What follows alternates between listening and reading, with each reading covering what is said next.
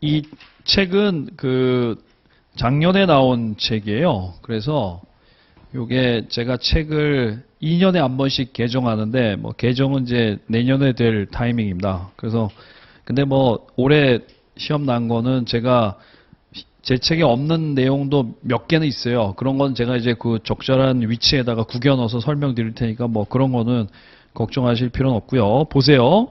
4페이지 먼저 한번 봅시다. 이게 뭐 출제 경향은 좀 보고 하시는 게 좋으니까. 그 4페이지에 우리가 그 경영학이 40점입니다. 40점. 40점인데 근데 이제 이렇게 돼 있어요. 8, 8, 8, 16 이렇게 돼 있는데 여기 그 16이 이게 재무관리예요. 재무관리.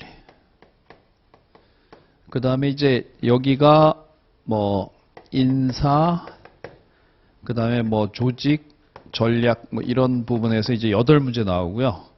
그 다음에 이제 마케팅 8문제, 그 다음에 경영과학, 운영관리 요런 거에서 이제 8문제 이렇게 됩니다. 그래서 이제 제가 뭐 가르치는 부분은 요까지죠. 요까지. 네.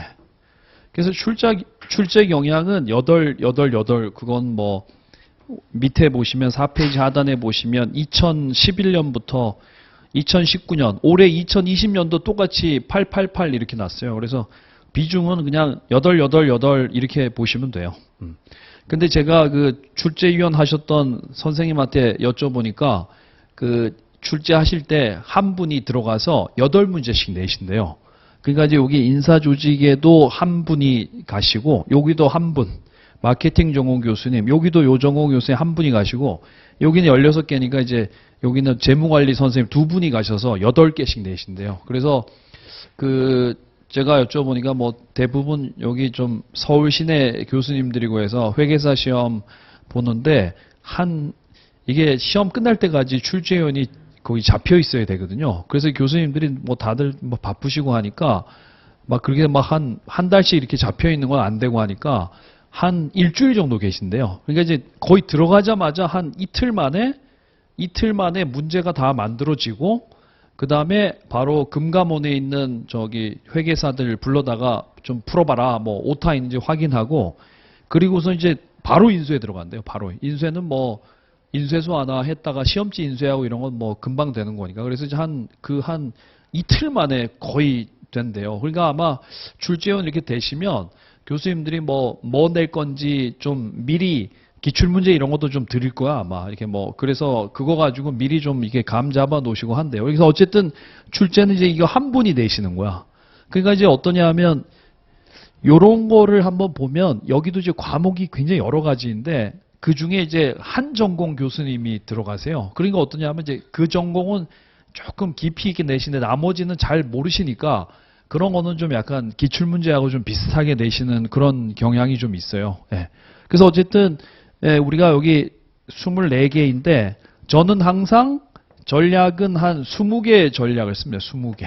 왜냐하면 우리가 뭐 회계사 과목 여러 개가 있는데 사실 경영학에서는 한 20개 정도 맞는 거를 하셔야 돼요. 그 이상 그 이상을 하는 건 좀 쉽지가 않고 여러분 이제 합격은 어떻게 해야 되냐면 이제 회계, 그 다음에 세법 뭐 이런 거를 좀 잘 보셔서 합격해야지 경영학 가지고는 사실은 뭐 합격을 할 수가 없어요. 그래서 얘는 이제 합격에 좀 방해가 안 되고 그 다음에 뭐 그럴 정도만 맞으면 20개 정도 하시면 되는데 제가 항상 쓰는 전략은 여기는 이건 8개가 거의 가능해요. 8개가 가능하고 여기는 이제 가끔 처음 보는 거 나와요. 처음 보는 거.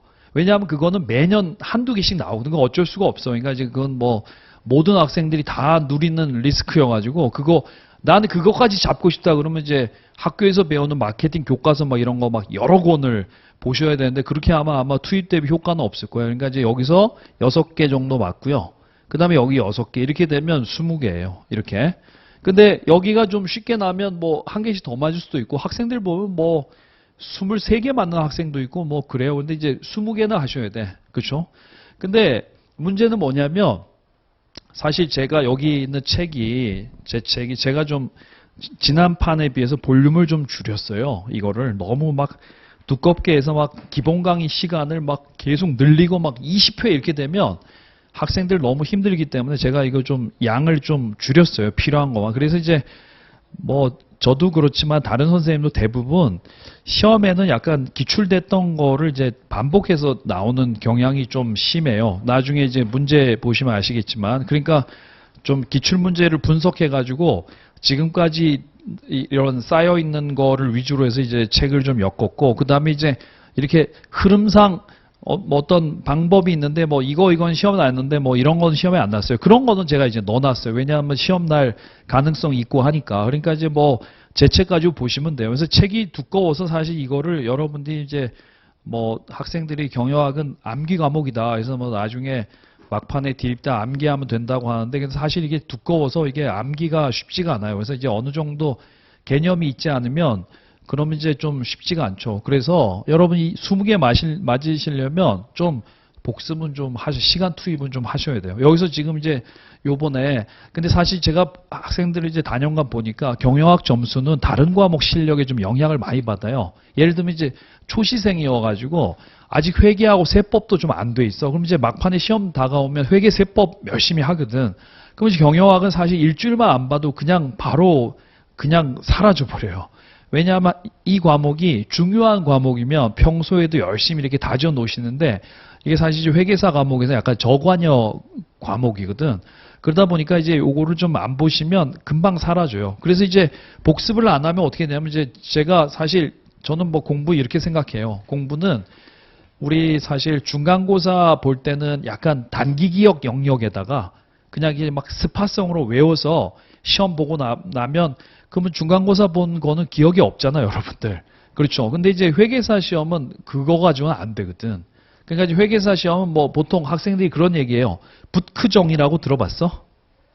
붓크정이 뭐냐면 이제 뭐 이런 얘기를 해요. 붙을 사람은 크리스마스에 정해진다. 뭐 이런 얘기를 해요. 시험이 이제 2월 20 며칠에 있으니까 크리스마스가 2달 전인데, 그 2달 전쯤에 정해진다는 얘기는 이제 한 평소 실력으로 시험 본다는 얘기죠. 그래서 여러분이 시험 전날에 본 뭐 이런 것들은 거의 시험에 안 나요. 그러니까 시험에는 거의 평소 실력을 이제 얼마나 높여놓느냐 이런 게 굉장히 중요한데, 그 이제 평소 실력은 어디서 오냐면 이거를 이제 단기 기억에다 넣는 게 아니라 이걸 장기 기억에다 넣어야 돼요. 장기 기억으로.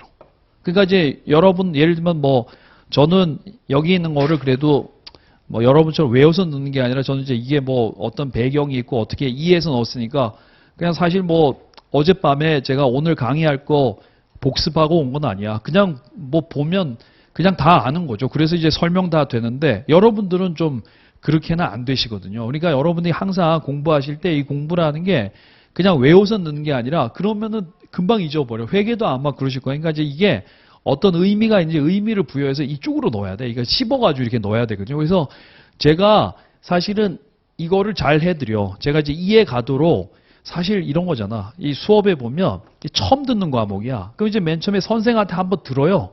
그래서 이해를 한 다음에 그 다음에 여러분 이제 자기 걸로 만들어야 되는데, 그래서 저는 이제 이거는 굉장히 자신이 있어. 제가 학생들한테 이제 쉽게 설명해 주는 거 자신이 있는데, 근데 이제 제 수업 들으면 또 이게 단점이 뭐냐면 다 아는 것 같아. 제가 이제 쉽게 설명해 주니까 막 예를 쉽게 설명해 주니까 다 아는 것 같아. 그래서 이제 이걸 안 해요. 이걸 하니까 이제 점수가 안 나와. 자기 걸로 안 맞. 그러니까 이제 어떻게 하냐면 요거를 엄청 많이 해요, 저한테. 전수 선생님 강의 들으면 이제 남는 게 없다. 당연히 남는 게 복수로 안 남어. 그렇죠? 이게 선생의 역할이 있고 학생의 역할이 있어요. 그렇죠? 회계도 여러분 듣고 그냥 바로 문제 다 풀려요? 아니잖아. 그게 이제 굉장히 여러 가지 방법을 여러분이 자기 걸로 만들어야 되는데, 그래서 이제 이거를 자기 걸로 제가 이제 설명을 해주면 그걸 이제 복습해서 자기 걸로 만들어야 되는데, 그거 안 되면 이제 점수가 안 나와요. 그렇죠? 네. 그러니까 이제 이거 너무 쉽게 생각하시면 좀 힘들다는 거지. 그렇죠? 그럼 이제 복습 안 하면 점수가 안 나오거든. 그럼 이제 막 올해도 시험 끝나고 이제 막 애들이 뭐 내 욕 엄청 많이 하더라고. 막 보니까 근데 나 그래서 그래서 애들이 하도 욕하고 그래서 내가 시험에 내가 안 가르쳐 준 게 낫구나. 시험 봤더니 뭐 거의 그냥 기출문제 그대로 났어요. 거의. 예. 그러니까 이제 사실 그 정도가 안 된다는 학생들은 보면 좀 공부를 너무 안 한 거지.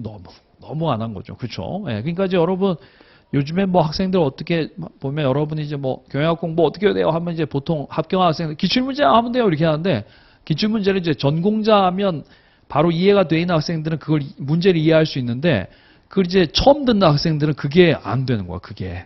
그래서 여러분 이렇게 하시면 돼요. 제 강의를 듣고 여러분이 예습은 할 필요도 없고 복습만 하죠. 그것도 제가 이제 강의를 다 하는 게 아니라 중간에 좀 이렇게 스킵 하면서 하고 하는데 그런 건 하지 마시고요. 그냥 수업 시간에 잘 들어. 수업 시간에 잘 듣고 복습은 한 1시간 정도만 하셔. 경영학 공부를 오늘 한 4-5시간 하는 거는 여러분 그건 너무 사치야. 그렇죠. 예, 그러니까 회계도 하고 세법도 하고 이렇게 해야 되니까 오늘 수업 시간에 잘 듣고 제가 중요한 포인트 이렇게 잡아드리면 그거에서 한 1시간 정도만 복습하시고요. 그리고선 이제 다른 과목 공부하셔. 그리고 이제 내일 할 때도 앞에서부터 이제 복습을 하시면 돼. 앞에서부터. 왜냐하면 앞에를 다 잊어버리면 나중에 책을 우리가 한 700페이지 가면 그럼 이제 그 한 650페이지 그 부분은 내용이 있는데 앞에 거는 또 거의 까막눈이에요. 그렇죠. 그러니까 여러분이 어쨌든 그 자기가 이해한 거를 책에다 적어 놓으셨다가 나중에 그 여러분이 적어 놓으신 것만 봐도 그 개념이 이렇게 확 그래 내가 그때 이렇게 이해했었지 이렇게 할 수 있도록 하시면 돼. 예. 그래서 문제는 뭐 기출문제에서 반복이 되지만 지문이 똑같이 나오는 건 아니고 그 개념을 그 교수님들마다 이제 좀 다르게 풀어내서 써요. 그러니까 이제 이해는 하고 있어야 돼. 그 문장 자체를 외우는 건 뭐 거의 불가능하고 그러니까 이제 이해는 하고 있어야 문제를 풀 수 있는데 문제는 뭐 보셔서 아시겠지만 문제는 뭐 뒤집다 길어요. 막 지문이 한 개 막 2-3줄 막 이렇게 되거든. 그러니까 이제 이해하고 있는지를 물어보고 하거든요. 그러니까 아주 호락호락하지는 않아. 예. 그래서 여러분 제 그 우리 사이트는 없고 우리 경영 사이트에 가면 그 제 강사 소개에다가 제 얼굴 클릭하면 거기에 보면 이제 뭐 있어요. 뭐 Q&A도 할 수 있고 그 다음에 자료실도 있고요. 그 다음에 거기에다 뭐 정오표 이런 것도 있으니까 이제 거기 들어가서 우리 경영 홈페이지에 강사 소개 제 얼굴 클릭하면 거기에 이제 메뉴 여러 개 뜨거든. 거기서 이제 정오표 같은 것도 확인하시고 그 다음에 자료 같은 것도 제가 올려놨어요. 예를 들면 뭐 제가 제일 그 중요하게 생각하는 게 뭐냐면 기출문제거든요. 그래서 제가 그 기출문제를 제 기출문제 집을 있잖아요. 그거를 나중에 이 수업 다 들은 다음에 구매하셔서 기출문제 mp3가 있어요. 제가 집에 앉아서 그걸 해설을 다 제가 해놨어. 그래서 그거를 휴대폰에다 다운로드 받아. 그래가지고 그거를 출퇴근할 때 계속 듣고 다니면 그러면 이제 거의 자동으로 기출문제가 거의 다 이해가 돼요.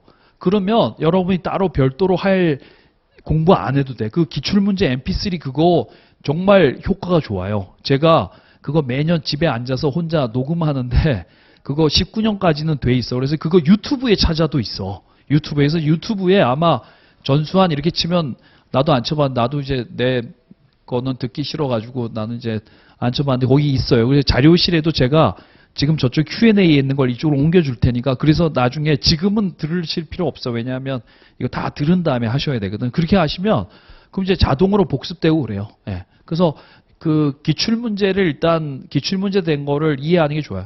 기출문제를 공부하는 게 제일 좋은 것 같아. 왜냐하면 그 여기 있는 개념이 학생들이 보면 이제 나는 학생들 엄청 젊기 때문에 응용력 있는 줄 알았는데 학생들 엄청 응용력이 없더라. 그러니까 이제 조금만 응용을 해놔도 바로 못 푸는 학생들이 거의 부지기수예요. 그러니까 그 문제를 통해서 공부하면 이 개념이 뭐 이런 식으로 출제가 되는구나 해서 자연스럽게 문제 푸는 스킬도 생길 수 있고 하기 때문에 그거를 꼭 들으시는 게 좋아요. 그거를. 네.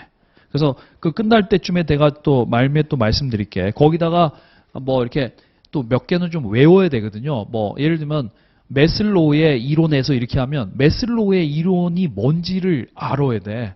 그러니까 이제 매슬로우 이론이 뭐고 뭐 이런 거는 좀 외우셔야 돼요. 친구 이름은 외워야 되잖아. 친구 이름을 어떻게 이해를 해. 그렇죠? 그러니까 그런 거는 몇 개는 좀 외우셔야 돼요. 그래서 이제 뭐 제가 그 외울 수 있는 건덕지도 자료실에 좀 옮겨놨어요. 그래서 이따가 한번 찾아가서 한번 보세요. 질문 같은 거는 뭐 거기다 하시면 제가 빨리빨리 올려드려. 그러니까 이제 거기다 Q&A 하시면 되고 여기 실강 들으시는 분들은 그 뭐 쉬는 시간에 하면 되지. 그렇죠? 네.